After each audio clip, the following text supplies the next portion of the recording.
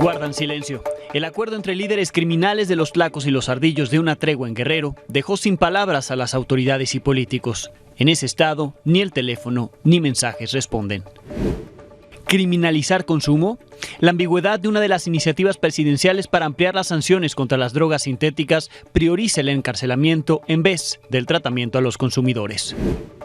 Única opción. La migración resulta la alternativa más viable para salir de la pobreza y evitar unirse al crimen en comunidades indígenas de Chiapas, como Chanal.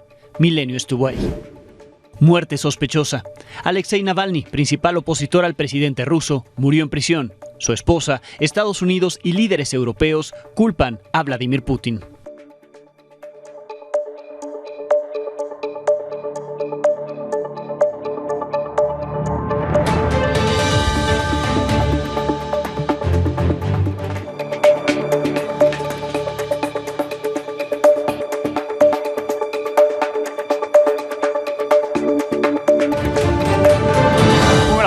Anoche le informé del acuerdo de paz o tregua alcanzada entre grupos criminales de Guerrero, los Tlacos y los Ardillos, luego de casi 15 días de provocar temor en la población con hechos de violencia y amenazas, sobre todo contra transportistas que utilizan como halcones.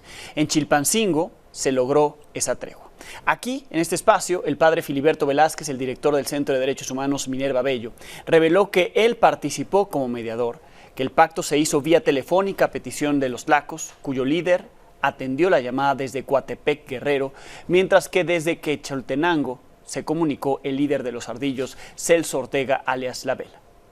El acuerdo implica respetar los negocios criminales de cada uno en Chilpancingo. Se realizó sin presencia ni respaldo de las autoridades. Recordemos cómo nos lo dijo anoche.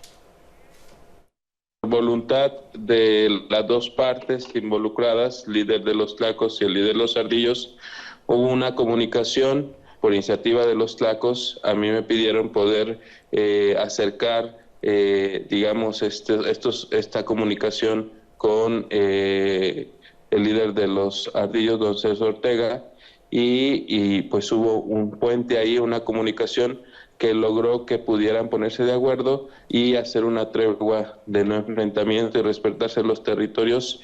Inmediatamente surgió como respuesta pues la activación del transporte en Chilpancingo.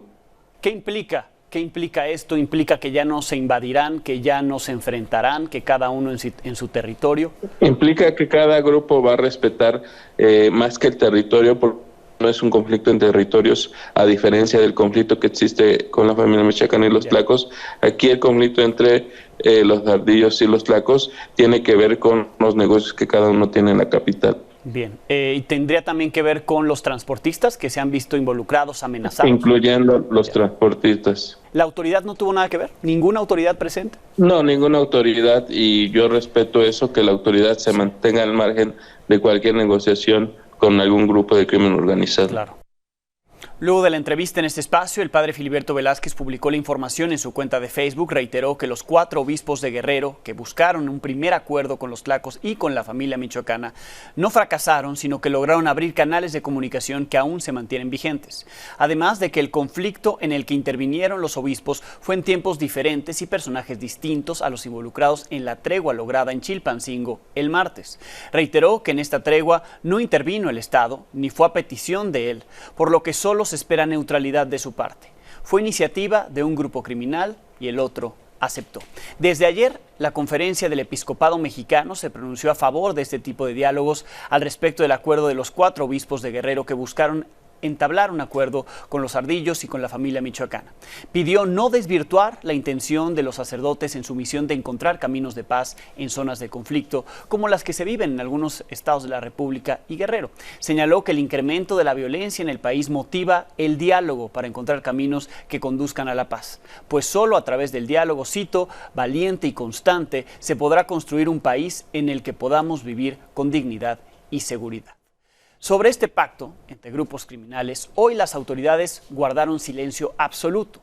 El presidente Andrés Manuel López Obrador no hizo una sola mención del tema en la mañanera, tampoco en los 2 eventos que encabezó por la tarde en Colima y Michoacán. La alcaldesa de Chilpancingo, Norma Otilia Hernández, quien ha sido expuesta desayunando con Celso Ortega, el líder de los Ardillos, que pactó la tregua con los Tlacos, Hoy supervisó el inicio de un programa de bacheo en calles de la capital. No dijo absolutamente nada de la tregua entre criminales. Tampoco dijo nada la gobernadora Evelyn Salgado, quien entregó apoyos a productores en Iguala, el municipio donde ella es originaria, y en el que han sido asesinadas al menos 10 personas en 4 días. Ahí aseguró que no está cansada y que está más fuerte que nunca. No crean que porque llevamos 2 años ya nos cansamos. Nada. A rajarse a su tierra. Y yo vine aquí a mi tierra y no a rajarme. Vine a refrendar mi compromiso de que estamos más fuertes que nunca. Que vamos a seguir trabajando por Iguala con las y los igualtecos. El acuerdo entre los tlacos y los ardillos parece ser una realidad. No se han reportado homicidios dolosos en Chilpancingo desde la noche del lunes, cuando un comando atacó una base de Urbans, asesinó a un chofer ahí. El contraste es evidente con lo que ocurría antes de la tregua, cuando en 13 días de ataques asesinaron a 7 choferes de transporte público y al exjefe de tránsito municipal, José Agustín Maldonado. A pesar de que los homicidios pararon en Chilpancingo, las escuelas no han vuelto a clases. En grupos de WhatsApp circularon mensajes de los directivos que hablan a los padres de familia y a personal docente, les piden que regresen a las aulas el próximo lunes 19 de febrero, siempre y cuando, dicen los mensajes, prevalezca la tregua y no se generen ataques entre los grupos delictivos. Sin embargo, la tregua no alcanza todo el estado de Guerrero. Esta tarde en Iguala, municipio donde estuvo la gobernadora Evelyn Salgado, un taxista fue asesinado a balazos adentro de una tienda, y en Acapulco, 2 hombres fueron asesinados con armas de grueso calibre, a pesar del fuerte dispositivo de seguridad que hay en el puerto. En Ciudad Guzmán, Jalisco, esta noche hubo bloqueos y balaceras en distintos puntos del municipio después de un operativo de la Guardia Nacional donde hubo una persona detenida cuya identidad no ha sido confirmada hasta este momento por las autoridades, pero ya se presume quién podría ser. Presuntos integrantes del crimen organizado bloquearon vialidades atravesando vehículos para generar caos. Aquí las imágenes. ¿Aquí están atrás? Sí. Pónganse el doble, ¿no? No mames, güey, estamos todos en el piso, cabrón. Escucha. Puro balacera allá afuera. Paulina, siéntate aquí conmigo. Ven. Todo va a estar bien. Saludo a Alejandro Barragán, alcalde de Ciudad Guzmán, Jalisco. Alcalde, ¿cómo están las cosas a esta hora de la noche? ¿Qué tal, Alejandro? Te informo que desde hace ya una hora y media ya tenemos calma en nuestra ciudad, pero lamento confirmarte que efectivamente hace unas horas tuvimos la detonación de armas de fuego en diferentes puntos de nuestra ciudad. Todo esto se debe a un operativo comandado por la Sedena y la Guardia Nacional, y que entiendo que en este momento están haciendo patrullaje en nuestra ciudad para conservar la tranquilidad y la calma. ¿Se reportan hasta este momento víctimas? ¿Podemos hablar de esto? ¿Todavía no hay datos?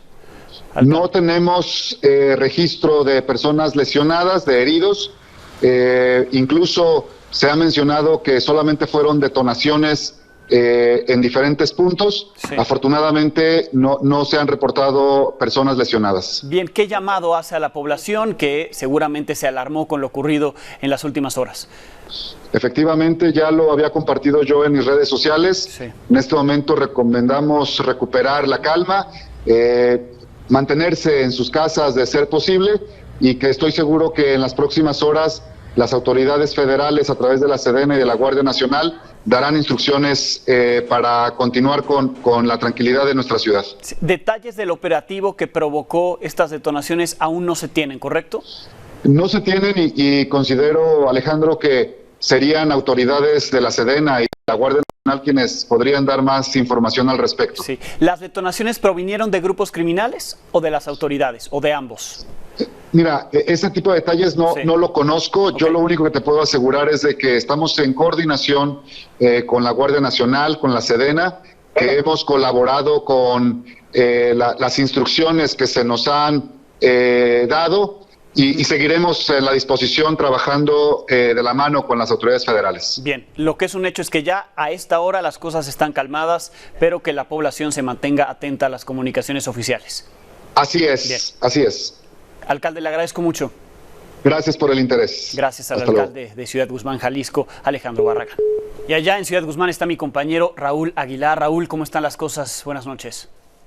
¿Qué tal, Alejandro? ¿Cómo estás? Muy buenas noches a nuestros amigos del auditorio. Bueno, pues fíjate que tal como lo comenta el alcalde de Zapotlán el Grande, Alejandro Barragán, ya se encuentra en calma la situación. Sin embargo, bueno, pues continúa la presencia de elementos de la Guardia Nacional, así como del Ejército Mexicano en diferentes puntos de la ciudad. Déjame comentarte, Alejandro, que en este momento me encuentro en el ingreso de la autopista Guadalajara-Colima hacia la cabecera municipal, en donde también se registraron bloqueos esta noche por parte de estos integrantes del crimen organizado. También hubo bloqueos en la salida a la carretera Zapotiltic y la carretera libre Acatlán de Juárez, Ciudad Guzmán.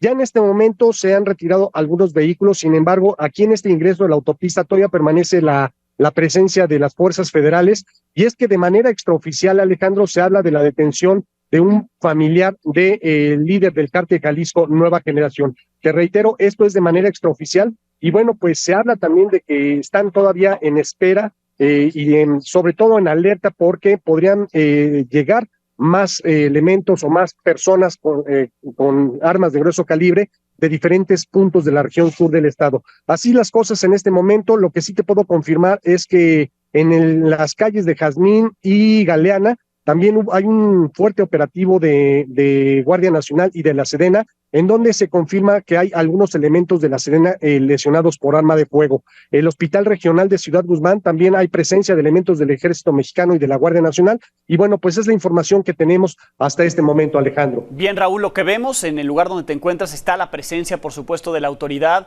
Nos decía el alcalde, ya las cosas están en calma, pero digamos, el dispositivo permanece después de este operativo. Estamos atentos, por supuesto, a confirmar la información que nos señalas, si es o no un familiar del líder del cártel Jalisco Nueva Generación, la persona detenida. Estamos verificando la información. En cuanto tengamos el dato, lo daremos a conocer. Mientras tanto, mantenemos la comunicación y cualquier novedad nos enlazamos de nuevo contigo. Muchísimas gracias por el reporte. Estaremos pendientes de cualquier información que surja a lo largo de los próximos minutos. Gracias. Así las cosas en Ciudad Guzmán, allá en Jalisco. La violencia sigue siendo relacionada con el proceso electoral actual. En Nuevo León, Yanino Tálora Malasis, la magistrada del Tribunal Electoral del Poder Judicial de la Federación, describió cómo las acciones criminales sí pueden tener el propósito de incidir en la elección. Que hoy por hoy pareciera que el crimen organizado y la delincuencia intervienen en procesos electorales al ejercer su violencia como si tacharan o validaran ciertas candidaturas. Y la injerencia del crimen organizado se da desde una intervención en la selección de candidaturas hasta el financiamiento ilícito de campañas electorales. Ante los señalamientos del presunto financiamiento de organizaciones del narcotráfico a la campaña presidencial del 2006 de Andrés Manuel López Obrador, hoy reiteró que son calumnias, que se trata de un montaje, del cual dijo no se pueden hacer juicios sin pruebas. Como suele hacer, recurrió a una exposición sobre las presuntas ilegalidades cometidas por Genaro García Luna. Ahora la acusación que en Florida pretende recuperar para México el dinero otorgado mediante contratos públicos a empresas del exfuncionario. Vamos a informar hoy el juicio que se sigue en Florida contra García Luna, sus socios, una posible defraudación al gobierno de México, al pueblo de México, porque el presupuesto es dinero del pueblo. Es una persona que se encuentra en prisión en los Estados Unidos, que está pidiendo la reposición del juicio, pero también hay otro proceso de carácter civil. El gobierno de México reclama en una corte de Florida 634 millones de dólares, que fueron pagados por distintas entidades públicas y que fueron transferidos a través de paraísos fiscales al estado de Florida y aplicados en la adquisición de bienes muebles e inmuebles y en otros activos. Y el juicio se ha reanudado y está en este momento en la etapa de conciliación. La Corte tendrá que resolver sobre la base de que, como las empresas que fueron contratadas le entregaron dinero a García Luna, que era el contratante o el gestor, entonces ese dinero es ilícito, así de sencillo. Y por lo tanto, el gobierno mexicano exige que se lo devuelvan. Vamos a analizar la información de las cuentas que se operaron desde Barbados. Vamos a ver quiénes aparecen ahí, porque hay mexicanos. No podría decir en este momento si lo son o no, pero ya en su momento el gobierno de México puede dar a conocer. Xochitl Gálvez, la candidata presidencial del PAN, PRI, PRD, fue cuestionada sobre si el PRD, uno de los partidos que la postularon, sabía de las supuestas aportaciones del crimen organizado a la campaña del 2006 de Andrés Manuel López Obrador. Pues fue el partido que lo postuló a él en ese entonces. Así respondió. Yo creo que alguien que debe saber mucho es Guadalupe Acosta Naranjo. Tengo la impresión que es un hombre que sabe perfectamente cómo estuvo la historia del plantón del 2006, quién pompó las casas de campaña, quién pompó la comida, quién pompó los camiones con los que venían las personas, quién financió. El presidente está obligado a decir quién le financió esos 2 meses de plantón que tuvo en Paseo de la Reforma. Mientras no lo aclare y no diga, pues fulano, sutano, pagaron, pues no hay manera de que él pueda limpiar su nombre. Claudia Sheinbaum, candidata de Morena, PT y Partido Verde, publicó en sus redes un mensaje en el que dijo que su movimiento es heredero de la lucha de mujeres valientes como Rosario Ibarra de Piedra, la primera mujer en registrarse como candidata a la presidencia, a quien acompañó en su lucha en 1982 y que 42 años después, un momento histórico, el próximo domingo, así lo califica Claudia Sheinbaum, el próximo domingo 18 se registrará como candidata a la presidencia ante el INE, lo cual, por cierto, será a las 12 del día. El mismo domingo se realizará la marcha por nuestra democracia, convocada por organizaciones civiles que exigen que el gobierno no intervenga en las elecciones y que se blinden del dinero y amenazas del crimen organizado. También se manifestarán contra algunas iniciativas presentadas por el presidente hace apenas unos días. Se prevé que se replique en 119 ciudades del país y en 19 del extranjero. En la Ciudad de México se convocó a las 10 de la mañana en el Zócalo. Lorenzo Córdoba, el expresidente del INE, será el único orador. Por cierto, desde esta mañana Palacio Nacional amaneció amurallado, con vallas metálicas desde la calle de Corregidora hasta Moneda, además de que se mantienen policías resguardando los accesos a las calles contiguas. Todo esto previo a la marcha, no vaya a ser que Lorenzo Córdoba quiera saltarse y entrar a Palacio Nacional. En Morena no hablaron de las vallas, pero sí calificaron la marcha como un acto con tintes partidistas y no ser una movilización del pueblo. ¿Cómo les va a importar la democracia si ellos eran los que promovían y ejecutaban todos los fraudes electorales? Ellos fueron los que nos robaron la presidencia en el 2006. Muy atentos porque es un acto de simulación, en realidad es un acto del PAN, que por supuesto que vamos a denunciar el tinte partidista que seguramente le van a dar a esa marcha. Lo que va a hacer Lorenzo Córdoba, y se los adelanto, es poner en duda la autoridad electoral y por eso nosotros vamos a ir a un triunfo contundente. Seguimos analizando las iniciativas presentadas por el presidente el 5 de febrero pasado. Miguel Eraña, constitucionalista, investigador de la Universidad Iberoamericana, me acompaña. Miguel, bienvenido. Hola Alex, encantado. Hablamos antes de que se presentaran, luego hiciste un análisis puntual sobre reformas que tienen que ver con temas electorales, la composición de las cámaras, los plurinominales y ahora el tema del Poder Judicial. ¿Por qué crees que está incluida esta reforma en este paquete de 20 iniciativas, 18 constitucionales? Muy bien, Alejandro, pues mira, este es el centro, esta es la columna vertebral, sí, digamos, ideológica del presidente y de los grupos que soportan su gobierno, porque se trata de que se sustituyó aquella mafia del poder, ¿recuerdas? Que muchos de nosotros acompañamos y creímos en su existencia, pero resulta que ahora, por varita mágica, se ha sustituido por otra mafia del poder, que son los jueces. Los jueces, sí. Y aquí se meten en una sola cubeta. Jueces locales, por supuesto, poderes judiciales de los estados y los integrantes del Poder Judicial de la Federación. Y eso creo que es una amalgama bastante, digamos, irregular en tanto que no se distingue de qué se trata. Nadie quiere defender que el Poder Judicial esté inmaculado o que esté perfecto. Creo que sí hay una necesidad de una reforma completa al sistema judicial, pero que incluya todas las facetas, empezando por la Procuración y Administración de Justicia, que no ha representado ningún cambio en las fiscalías generales. Fiscalías, claro. Sí, claro, ese es el problema principal.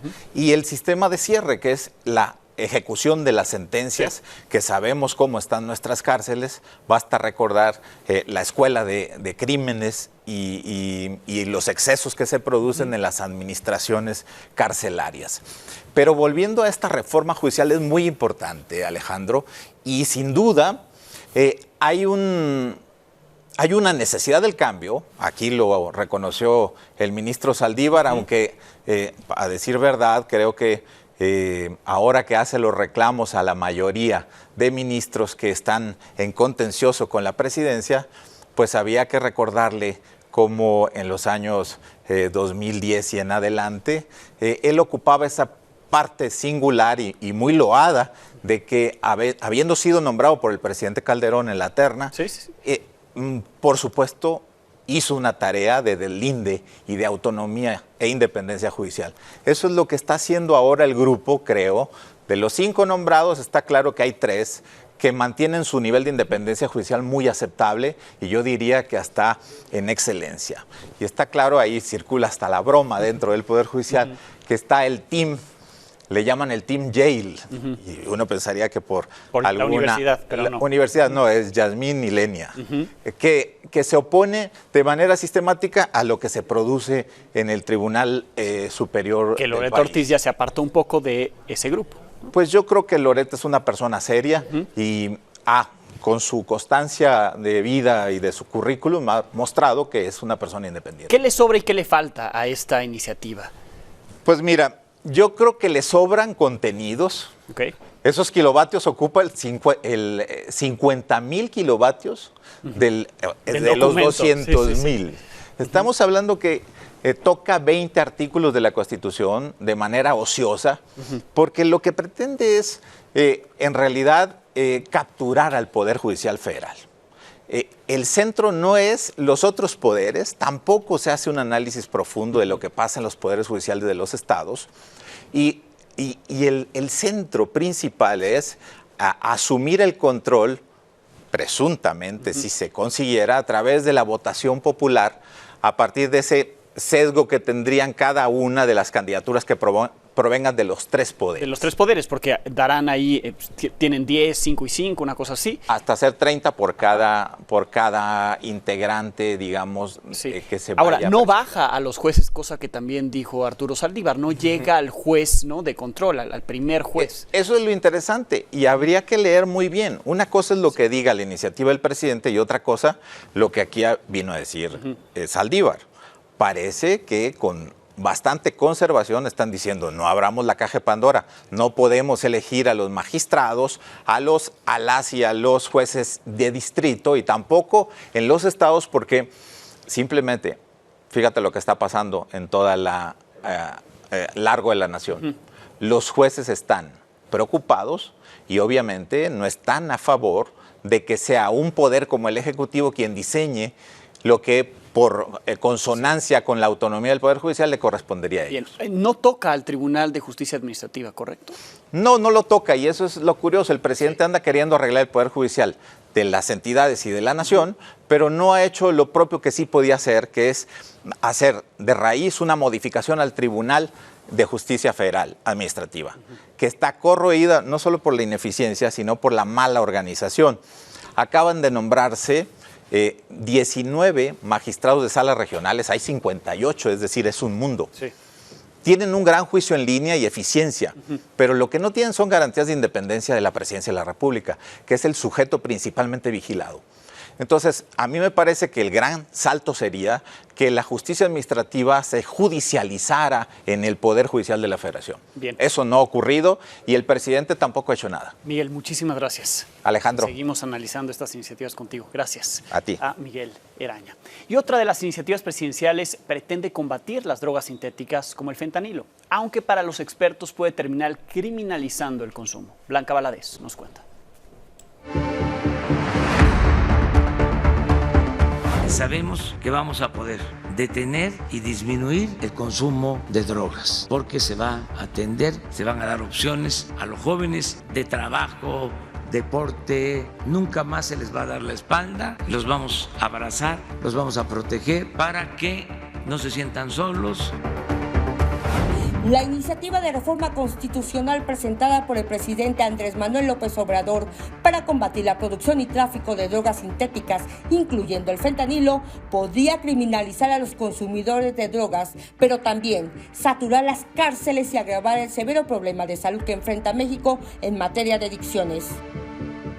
Lamentablemente, en la práctica, los que terminan siendo parte de todos estos procesos jurídicos no son los grandes narcotraficantes, sino básicamente aquellas personas que en posesión, a veces posesión simple o de pequeñas cantidades, terminan dentro de un proceso penal y en las prisiones. Entre las modificaciones penales propuestas al artículo 19 está agregar el narcomenudeo como delito que amerita prisión preventiva oficiosa o automática por razones de posesión simple e ilegal adquisición de drogas sintéticas, incluyendo el fentanilo y sus derivados. De una clara violación a los derechos humanos y un enfoque que criminaliza en muchos casos al consumidor. El especialista dice que la redacción de la iniciativa es tan ambigua que podría llevar a la cárcel a personas que, conforme a la Ley General de Salud, deberían recibir tratamiento y no sanciones punitivas. En el caso de aprobarse la propuesta del Ejecutivo en la Cámara de Diputados, las cárceles mexicanas se saturarán de adictos y con ello se elevarían la mortalidad y la corrupción. Solo en 2019 el INEGI reportó más de 100,000 trámites judiciales relacionados con narcomenudeo, un problema que alcanza a 2.2 millones de consumidores de drogas, de los cuales 230,000 son niños y adolescentes. La Comisión Nacional de Salud Mental y Adicciones afirma que la iniciativa presidencial se justifica. Y esta es una medida más de prevención. Va a asegurar que todos estos precursores y que si está fuera de el uso médico no tengamos acceso o no se tenga un acceso tan fácil, por así decirlo, de parte de la ciudadanía. Para Milenio Noticias, Blanca Valadez. Este viernes, la Guardia Fronteriza recuperó en Eagle Pass a 2 niños migrantes, no acompañados procedentes de Honduras. Uno de ellos llevaba una nota con un número de teléfono, una dirección en Los Ángeles, California. Ayer fueron localizados 4 niños migrantes no acompañados originarios de Guatemala. Cruzaron el Río Bravo junto con un grupo de migrantes indocumentados.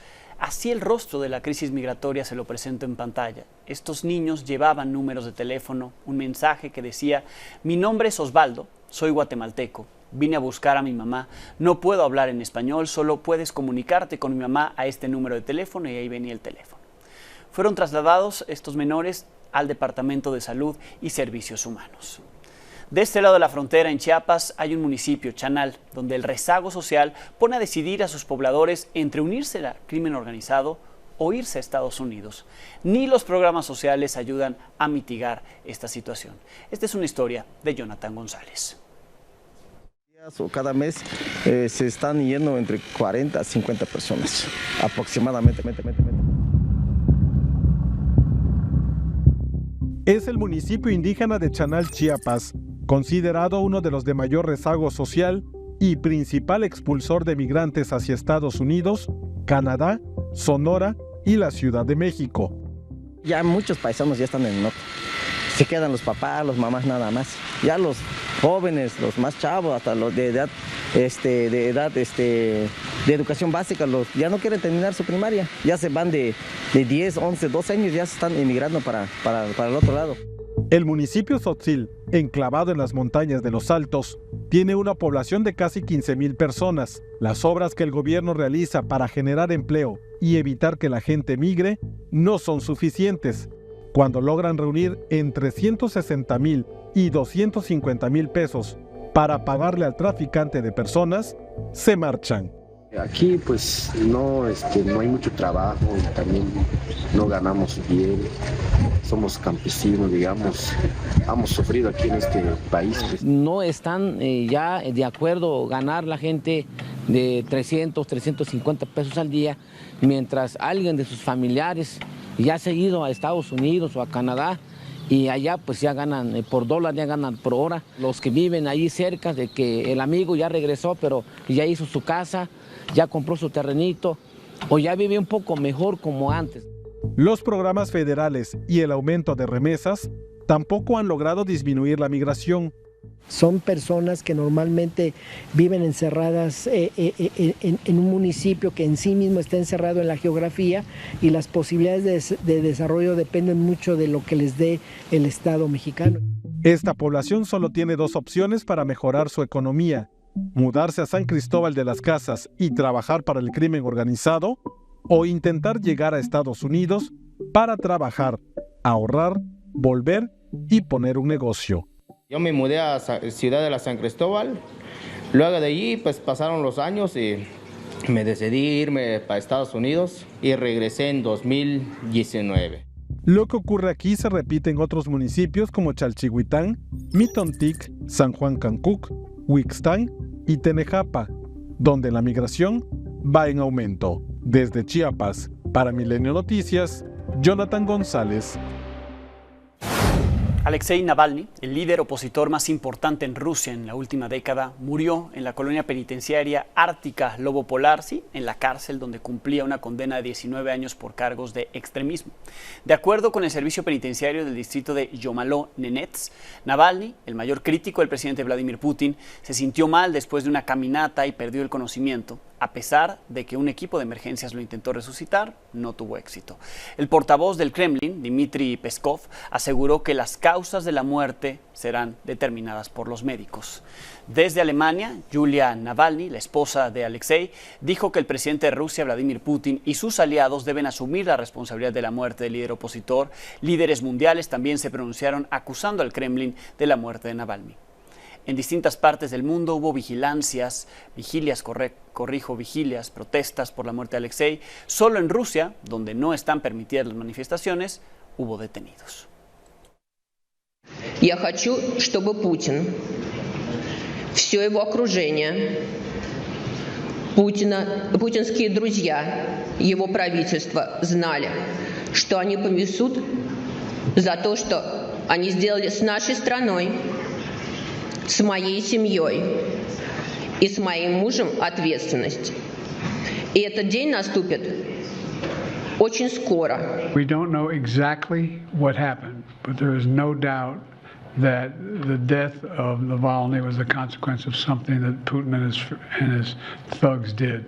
Russia now answer all the questions that will be asked about the cause of the death. Ich habe Nawalny getroffen hier in Berlin, als in Deutschland sich von dem Vergiftungsanschlag zu erholen versucht hat, und mit ihm auch geredet über den großen Mut, den es erfordert, wieder zurückzugehen in das Land.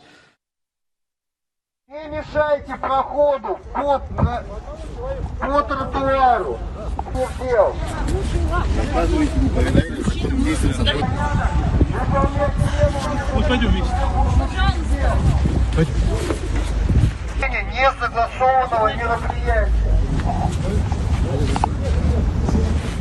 La muerte de Alexei Navalny, quien acusaba a Putin de chuparle la sangre a Rusia, se suma a una larga lista de opositores y críticos de Putin que han muerto repentinamente, misteriosamente, en extrañas circunstancias, tanto en Rusia como en el extranjero. Ana Luisa Ruiz nos habla un poco de quién era Navalny.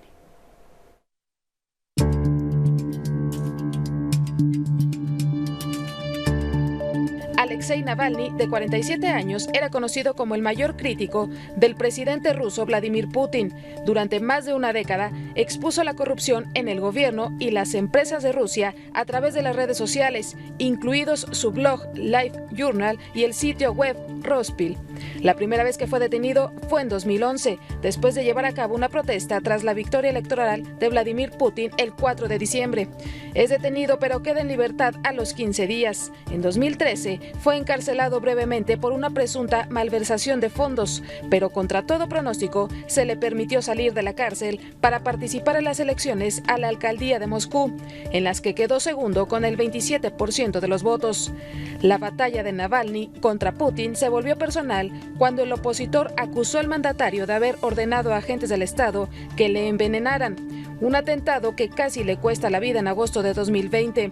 Se desplomó durante su vuelo sobre Siberia y fue llevado de emergencia a un hospital de Omsk, en el centro del país.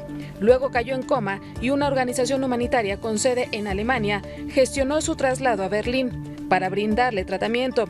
El 2 de septiembre, el gobierno alemán reveló que las pruebas realizadas mostraban signos inequívocos de envenenamiento por agente nervioso Novichok. Sobre este hecho se realizó un documental donde envía un mensaje contundente. My message for the situation when I am killed is very simple: not give up. En 2021 emprendió el regreso a Rusia a solicitud de las autoridades penitenciarias.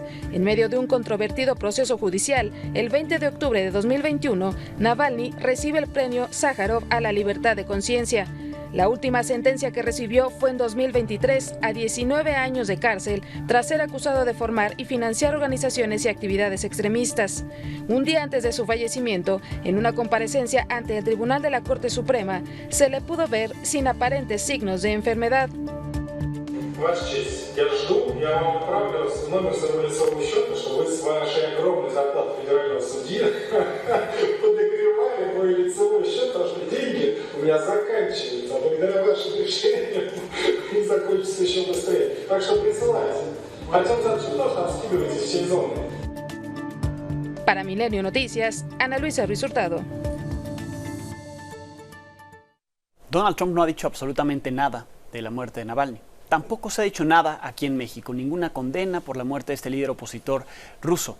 Por el contrario, el presidente Andrés Manuel López Obrador anunció que la próxima semana se podrá ver una entrevista que dio en Palacio Nacional a Inna Afinogenova, del canal Red.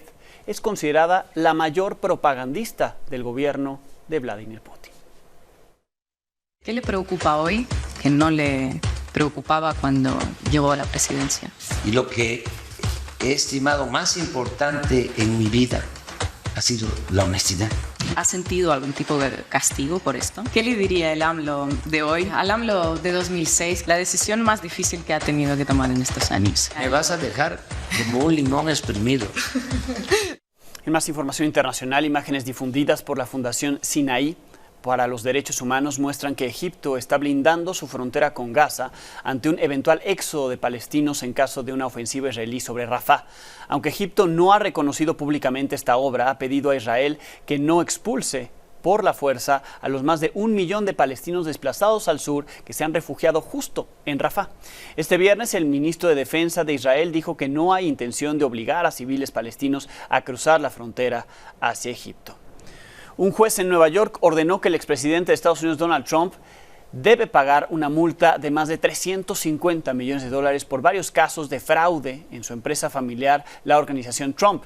El magistrado Arthur Engoron limitó también la capacidad del expresidente de hacer negocios en ese estado. En Nueva York no puede hacer negocios los próximos 3 años. Se espera que Trump, quien señala que está siendo víctima de una cacería de brujas por el gobierno de Joe Biden, apele el fallo judicial. Este viernes en las páginas de Milenio Diario, mi compañera Sandra Meneses presenta la entrevista con el escritor y colaborador de Milenio, Jordi Soler, quien anoche hizo la presentación de su libro El Reino del Toro Sagrado. En pantalla está el código QR que podrá usted escanear para leer completa esta entrevista también en milenio.com. Aquí lo que le dijo Jordi Soler a Sandra Meneses.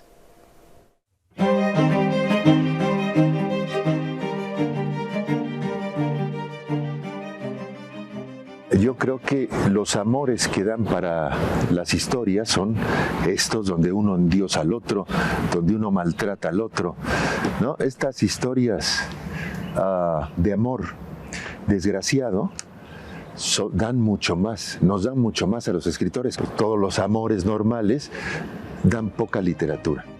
Artemisa, Una mujer que vive un extraño amor con dos seres totalmente opuestos a ella es la protagonista de En el reino del toro sagrado, la nueva novela del escritor Jordi Soler. Me esforcé en que no sepamos exactamente qué pasa en esa relación, pero que sea muy evidente la atracción salvaje que sufre, lo digo así, que sufre Teodorico ante Artemisa. Y por otra parte, la instrumentalización que Artemisa hace del amor loco que le tiene Teodorico, ¿no? Aquí entramos ya en el tema espinoso de ese poder que tienen algunas mujeres y que lo aplican a mansalva y a partir de ahí consiguen un montón de cosas, ¿no? Es un poder real que mueve el mundo. La mitología griega tiene un destacado rol en la obra del escritor veracruzano. Desde joven soy muy fanático de la mitología. Cada vez que puedo, recurro a la mitología para explicar alguna situación del mundo del siglo XXI. Porque creo que en la mitología hay una panoplia de todas las cosas que nos pueden pasar, que nos podrían pasar o que nos han pasado. Con 3 décadas de carrera literaria, Soler explica su concepto de escritor. Yo creo que los escritores somos unas terminales a los que nos cae de una nebulosa la inspiración. Eso lo creo de verdad, lo experimento cada día. Con imágenes de Vicente González para Milenio Noticias, Sandra Meneses Morales. Con esto nos despedimos, gracias por habernos acompañado. El lunes tendremos algo nuevo que contarle a las 22 horas.